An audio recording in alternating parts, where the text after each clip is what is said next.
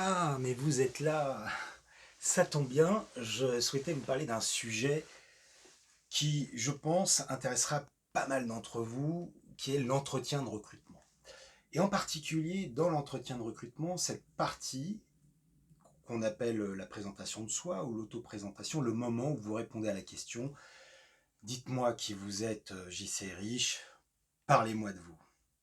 La plupart d'entre vous, finalement, avaient du mal à traiter cette partie et si vous n'avez pas de mal, en général, vous allez la traiter avec un plan chronologique, c'est-à-dire que vous allez oraliser votre CV, qui n'est jamais une bonne chose. C'est très difficile de suivre un plan chronologique, à l'oral en tout cas.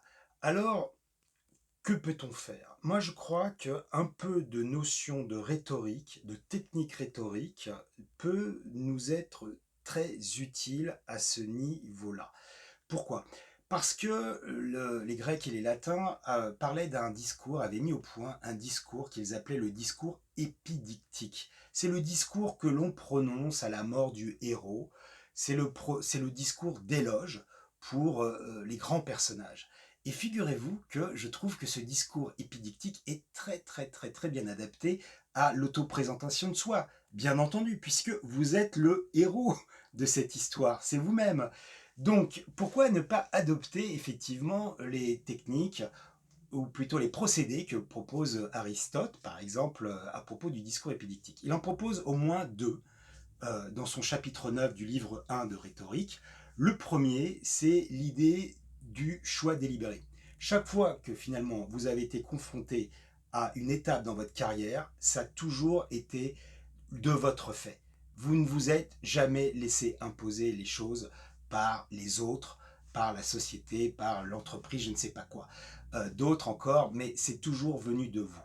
L'autre procédé que vous propose Aristote, c'est celui de l'amplification. Et oui, il y a un moment donné où il faut aussi faire rêver le recruteur.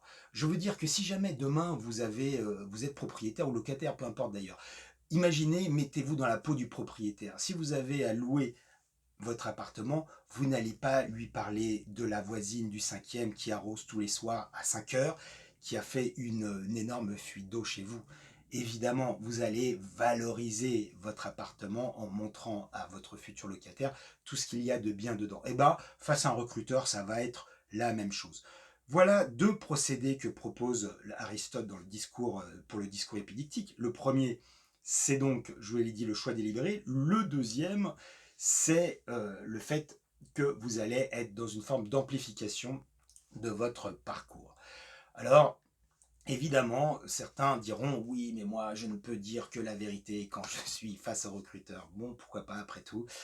On traitera cette question une autre fois, c'est celle de l'endoxabilité. Aujourd'hui, je voudrais juste vous donner un troisième point pour arriver à vous présenter quand vous êtes en entretien de recrutement. C'est celui du plan rhétorique. Je vous ai dit tout à l'heure que le plan chronologique était une mauvaise idée. Le plan rhétorique est une bien meilleure structure à l'oral. Et c'est celui-ci que je vous conseille vivement quand vous devez répondre à la question «Qui êtes-vous, JC Riche? Parlez-moi de vous». Eh bien, c'est de structurer votre réponse grâce à ce plan rhétorique en 4 parties, avec une exorde, avec une narration, avec une argumentation qu'on appelle une confirmation, et enfin une péroraison. Voilà ce que je voulais vous dire aujourd'hui dans cette vidéo. Vous pouvez très bien, si ça vous intéresse, lire Rhétorique, cette grosse somme d'Aristote. Je vous ai dit, c'est au chapitre 9, au livre 1 de ce livre. Ou vous pouvez encore lire mon livre, Exceller en art oratoire. Et là, vous trouverez la réponse, la manière que je propose de se présenter en entretien de recrutement à l'étape 10, puisque c'est un 10 étapes, c'est la collection 10 étapes de la maison d'édition Studirama. Et c'est le premier atelier de la 10e étape. Et je vous écris comment faire une présentation. Je vous donne même le script. Maintenant, si vous avez envie ni de lire le livre d'Aristote, ni le mien, eh bien le mieux, c'est que vous preniez rendez-vous avec moi pour que je vous prépare à votre futur entretien de recrutement, et en particulier à cette partie si difficile à négocier, qui est la présentation de soi. Merci pour votre écoute.